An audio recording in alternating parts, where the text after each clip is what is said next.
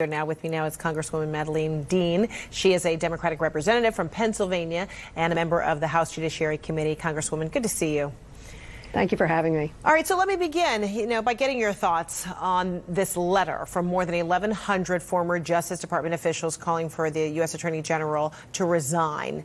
Do you think he should resign? I applaud the more than 1,100 former prosecutors for writing that open letter. It did call for Attorney General Barr to resign. I agree with them that he has disqualified himself. The letter went even farther. It told all of the members of the Department of Justice across this country, if you see something inappropriate, if you see more of this doing the bidding of the president's personal political errands, say something. Say something to Congress. Say something to the Office of Professional Responsibility. The letter went even farther and said, if you do not get any reaction from that, you must act. Act by resigning and resign publicly. Do you see them doing that? Do you see them doing that, knowing the kind of support that Bill Barr has received from the president openly, and the inferences are there that even not openly there has been that kind of agreement on action?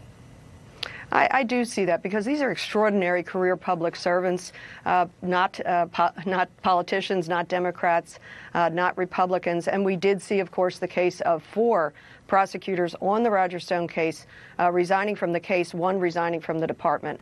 It reminds me of something that always stood out to me in the magnificent Martin Luther King letter from Birmingham jail. He said that history will record the tragedy, not of the clamor of bad people, but of those who, the appalling silence of good people. So I give these prosecutors, former prosecutors, kudos for being patriots and standing up against the appalling silence of some would-be good people. So Attorney General Barr, gave an interview this week.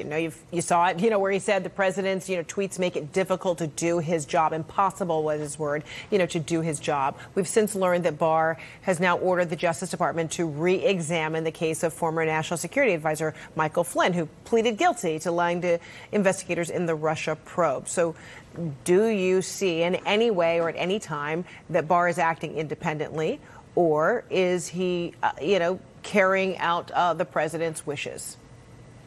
He has not acted independently since before he took the position of Attorney General, and continuing from day one. We saw his appalling behavior at the time of the release of the Mueller report, misleading the American public for a month as to the contents of that report. He has been doing the political bidding of this president. And people are tired. I'll tell you, my constituents are awfully tired of the corrupt chaos of this president who utterly disregards the law, utterly disregards the independence of the office of the Attorney General and the Department of Justice. They would like to go back to a time where people understood the limits of their office and had respect for co-equal branches of government and the independence of these agencies. Do you think there's a way in which to go back to that? I believe there is a way, and I think it will be at the ballot box. It will be by continuing oversight that Congress must do, but ultimately it will be at the ballot box. That's what my constituents tell me, because they're excited about the things that we are working on. Last week we passed ERA, or we got one step closer. I'm very excited about, for my granddaughters and my grandson, that hopefully one day very soon our Constitution will enshrine equal rights for women, for everybody. It's a long time past due. We also passed H.R. 3. Here's a president who said in his State of the Union he cared about prescription drug pricing.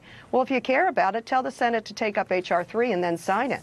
If you care about building our infrastructure, if you care about protecting our planet, if you care about gun violence, do something about it. People at the ballot box will want to end the chaos and corruption of this administration. So let me ask you, back to Barr, because while there is so much skepticism, being expressed about, his candor or whether that was theater, that he said that the president's, tweets made it impossible to do his job, yet, the next day, he was willing to reopen and look further into investigations that are appealing to the president. He has also agreed to testify before the House Judiciary Committee that you sit, that committee in which you sit on, next month. What do you believe his motivation will be in how he answers questions? Do you believe that his willingness is genuine? Oh, I have no idea. We'll be able to judge his credibility when he is before us on March the 31st. I'm certainly glad he's coming before us. He failed to come last year when he was scheduled to be in front of the House Judiciary Committee, of which I am a member. But it won't be about what we think his genuine is in his heart. It'll be about us making sure that we test the independence of this office, of this Attorney General. Sadly, this Attorney General poured away his credibility in terms of independence and the administration of justice as the top law enforcement officer of this country many, many months ago. So we'll be able to question him, continue our oversight, and I just applaud the people who worked for attorneys general in the past, who said that we must not be silent when we have a corrupt administration that is using all the levers of power that he possibly has, including his own attorney general, to do his own political bidding. All right, let's turn now to the 2020 Democratic presidential race. You know, you have yet to endorse a candidate. You're free to do so today if you'd like. Do you think Joe Biden, who is a native of your state, he's from Scranton, Pennsylvania, can win the nomination? Is he the one that you want to throw your support behind? Well, thank you for asking me. I have not endorsed any of the candidates. I am a fan of Joe Biden for his heart, for his public service, for his intellect. And I see among all of our Democratic candidates extraordinary talent. So I'm very excited about that. What I will say is I'm excited also that Pennsylvania will be the Keystone State. I believe the nation and the world will be watching what happens in Pennsylvania.